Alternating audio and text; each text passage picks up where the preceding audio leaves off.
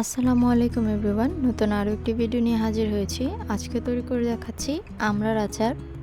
আজকের আচারটা আমি খুবই সহজভাবে ঘরোয়া পদ্ধতিতে তৈরি করে দেখানোর চেষ্টা করেছি। আশা করছি ভিডিওটি ভালো লাগবে।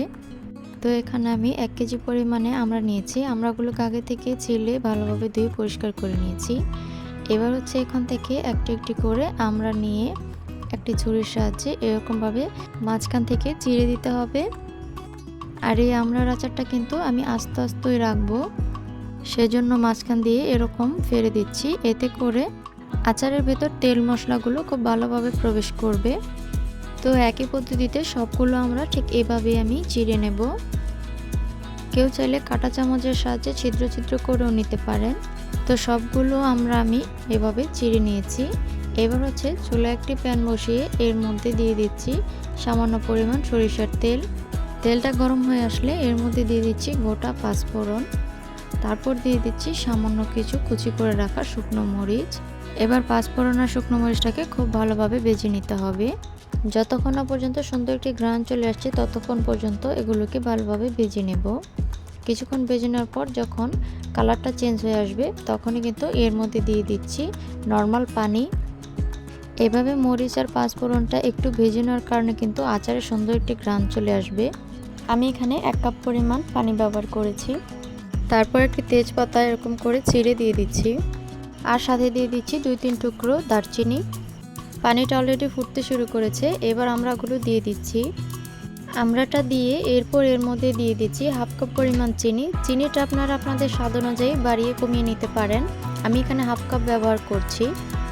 চিনিটাকে পানির সাথে খুব ভালোভাবে নেড়েচেড়ে মিশিয়ে নিচ্ছি। তারপর কিছুক্ষণ মেশানোর পর ঢাকনা দিয়ে ঢেকে এটাকে 10 মিনিটের জন্য রেখে দেব। একটু লবণ দিয়ে দিলাম। লবণটাকে পানির সাথে খুব ভালোভাবে মিশিয়ে নিলাম। লবণটা দিলে আমড়াটা খুব দ্রুত সিদ্ধ হয়ে যাবে। এবার এই যে ঢাকনা দিয়ে ঢেকে দিচ্ছি। ঢাকনা দিয়ে মিডিয়াম টু লো হিটে 10 মিনিটের জন্য ভালোভাবে জাল করে নেব। এবার ঢাকনাটা উঠিয়ে দেখছি পানিটা কিন্তু অলরেডি বলক চলে এসেছে। মাঝে মধ্যে এরকম উল্টে পাল্টে নেড়েচেড়ে দিতে হবে।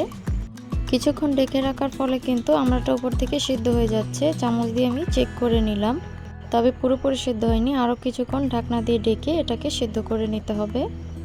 আর অবশ্যই ঢাকনাটা উঠিয়ে বারবার নেড়েচেড়ে দিতে হবে।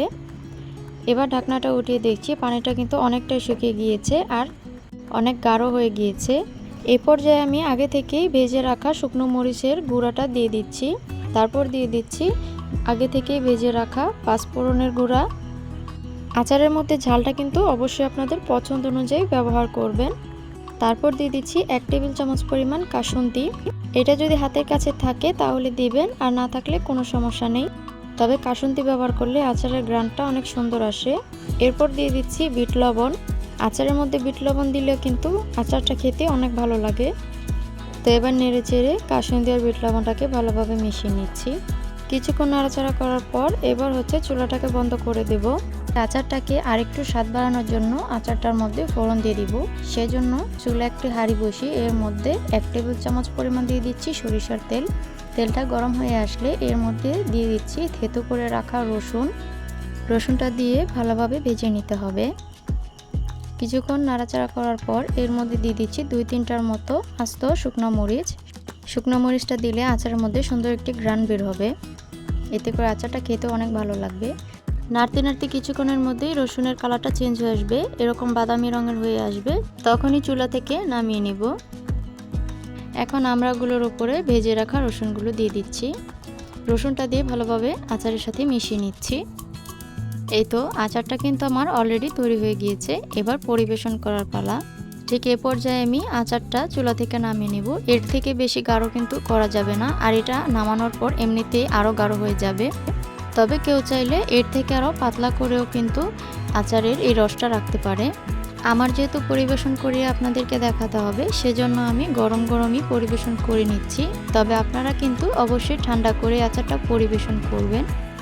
এখন কিন্তু বাজারে প্রচুর পরিমাণে আমড়া পাওয়া যাচ্ছে। আপনারা চাইলে কিন্তু সারা বছরের জন্য এই আচারগুলো বানিয়ে সংরক্ষণ করে রেখে দিতে পারেন। শুধুমাত্র এই আচারের মধ্যে সামান্য একটু ভিনেগার অ্যাড করে দেবেন, তাহলে কিন্তু এই আচারগুলো বছর জুড়ে সংরক্ষণ করে খেতে পারবেন। তো আশা করছি আজকের এই ভিডিওটি ভালো লেগেছে। ভালো লাগলে অবশ্যই লাইক কমেন্ট শেয়ার করতে ভুলবেন না। আর চ্যানেলটিকে সাবস্ক্রাইব করে অবশ্যই চ্যানেলের পাশে থাকবেন। সবাই ভালো থাকবেন, সুস্থ থাকবেন। সবাইকে অসংখ্য ধন্যবাদ। আল্লাহ হাফেজ।